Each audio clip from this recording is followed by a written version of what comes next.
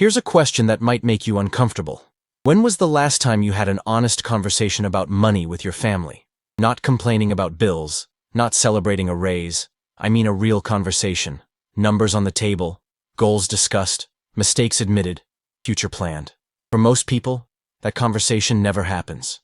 Money stays locked in this weird zone of shame and secrecy, like talking about it will somehow make you broke or greedy or both. But in Jewish households, money conversations don't just happen.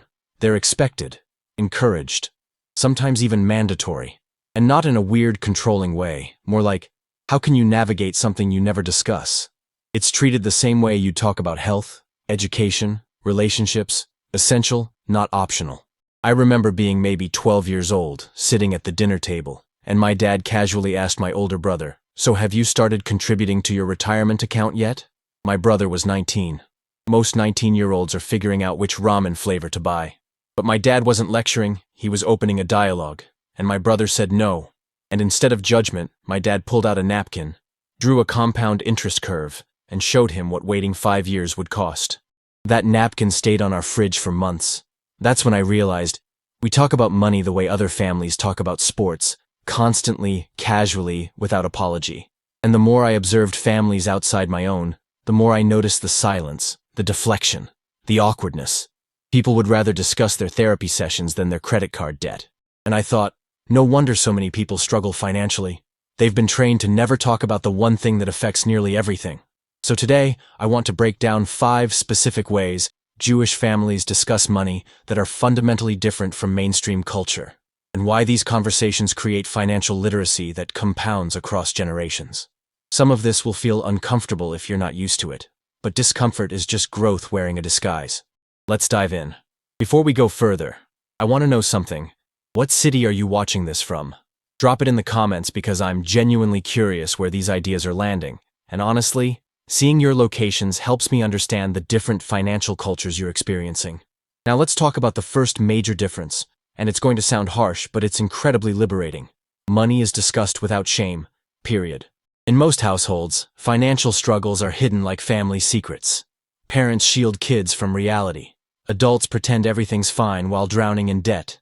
There's this belief that talking about money problems makes you a failure, so everyone performs success while privately panicking. Jewish families flip this completely. Struggling financially isn't shameful, it's information.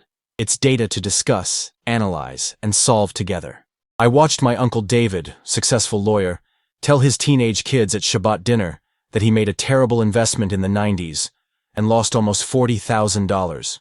He didn't sugarcoat it, didn't make excuses, just laid out what happened, why it happened, and what he learned. His daughter asked questions. His son took notes. There was no judgment, just curiosity. Because in Jewish culture, especially shaped by Talmudic study, mistakes are teaching opportunities, not sources of shame. The Talmud is literally thousands of pages of rabbis arguing, disagreeing, being wrong, then explaining why. That intellectual tradition carries into money talks. You're allowed to be wrong about finances as long as you learn from it and share the lesson. And here's why this matters practically. When money mistakes aren't shameful, people make better decisions. They ask for help earlier. They admit when strategies aren't working. They course correct instead of doubling down on bad choices out of pride. Shame keeps people trapped. Openness creates options. And kids raised in this environment grow up understanding that financial challenges are normal, solvable, and definitely not worth hiding until they explode into catastrophe. Let's talk about something that sounds intrusive but actually builds incredible financial intelligence. Numbers are specific, not vague. Most people talk about money in generalities. I'm doing okay. We're comfortable. Things are tight right now. It's all fuzzy language that communicates emotion but zero actionable information. Jewish money conversations involve actual numbers, exact figures, transparent data. How much did you pay for that? What's the interest rate? How much are you saving monthly? What percentage of income goes to housing?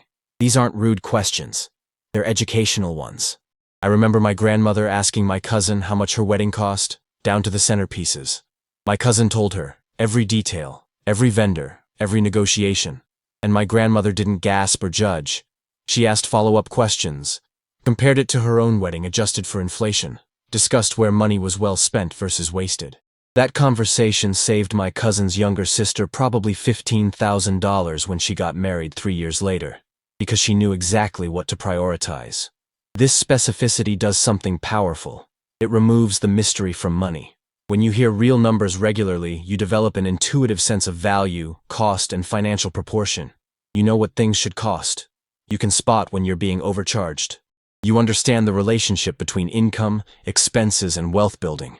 Kids raised with number transparency don't graduate college, thinking $60,000 salary means they can afford a $40,000 car.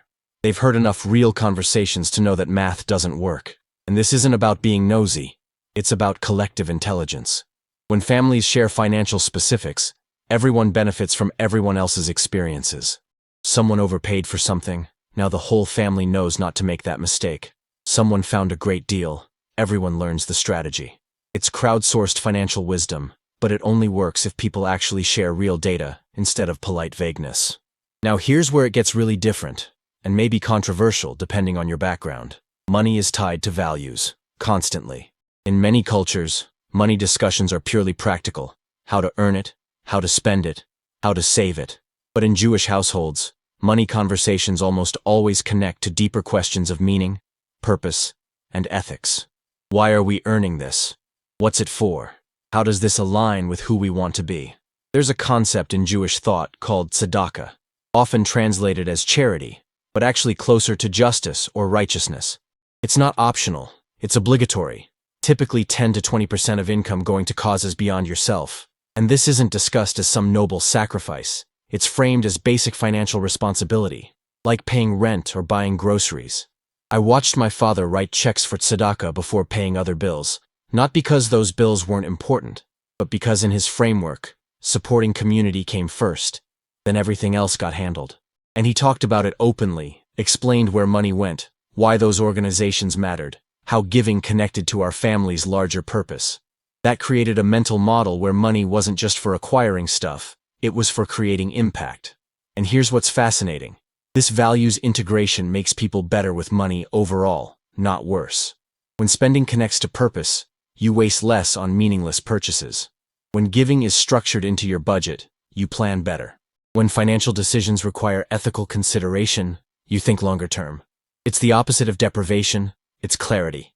You know what money is for, so you use it more intentionally. Kids raised in this model don't just learn budgeting, they learn why budgeting matters beyond spreadsheets.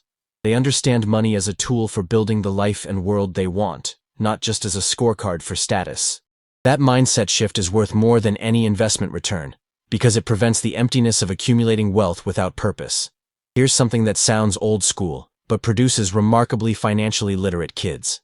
Multi-generational money conversations happen regularly. In most families, financial discussions happen behind closed doors between adults, maybe spouses, maybe not even that. Kids are excluded, grandparents are irrelevant, everyone operates in silos. Jewish families treat money conversations like family meetings, everyone present, everyone contributing perspectives across generations. Grandparents share Depression-era strategies, parents discuss current challenges, kids ask questions that force everyone to explain assumptions. I sat through countless Shabbat dinners where my grandfather would tell stories about saving pennies in jars. My father would debate investment strategies, and my teenage sister would ask why we couldn't just use credit cards for everything. And instead of dismissing her question as naive, my grandfather explained interest compounding with actual examples from his life. My dad showed her credit card statements with highlighted interest charges. And suddenly she understood debt in a way no school class could teach. That's 3 generations transferring financial knowledge in real time. And it happens because no one's excluded from the conversation. This creates something incredible: pattern recognition across time. Younger generations learn from mistakes they didn't have to make. Older generations stay updated on modern financial tools and challenges. Everyone adjusts their thinking based on collective family experience spanning decades. Compare that to most families where each generation reinvents the wheel, makes the same mistakes, and never benefits from accumulated wisdom. It's financially inefficient. But more than that, these multi-generational conversations build something deeper: financial continuity. Kids see that money management isn't just about today. It's about building something that outlasts you. That long-term thinking, that generational perspective, it fundamentally changes how you make decisions. You stop optimizing for this quarter and start thinking about the next 50 years. Let's land this like a perfectly executed dinner conversation. Everyone heard, everyone contributed, everyone leaves smarter. What makes Jewish money talks different isn't secrecy, it's transparency. It's not shame, it's curiosity. It's not vague, it's specific. It's not just practical, it's purposeful. It's not generationally divided, it's collectively wise. And all of this creates families where financial literacy isn't something you learn from a book or figure out through painful trial and error. It's something you absorb from hundreds of honest conversations starting in childhood and continuing through your entire life. The breakthrough insight here is simple but radical. You can't master what you can't discuss. And most people have been culturally trained to never really discuss money. Not honestly, not specifically, not regularly. That silence costs fortunes, creates anxiety, and perpetuates financial mistakes across generations. But it doesn't have to be that way. You can start having better money conversations today, with your partner, your kids, your parents, your friends. Make them specific, make them shame-free, make them regular, make them meaningful. Now here's what I need from you, and this is important. Think about the last real money conversation you had, the kind where actual numbers got discussed, where someone admitted a mistake, where you learned something valuable. Comment right now with one sentence. The best money advice someone in my family gave me was, and then complete that thought. I'm reading every response because these stories matter. They create permission for others to start talking openly about money too. When you're done, subscribe to this channel because you're not just watching videos. You're joining a community that refuses to treat money like a shameful secret, that understands financial wisdom grows through sharing, not hoarding. Hit the like button because it pushes this message to people still trapped in financial silence. People who need to hear that honest money conversations aren't rude or awkward. They're essential and liberating. You're going to want to catch what's coming next because I've been diving deep into something that completely challenges how we think about wealth building. A perspective so different from mainstream advice that when you first hear it, you'll think it's backwards until you see the results. That video is coming soon, and everything you think you know about money is about to get questioned. See you there.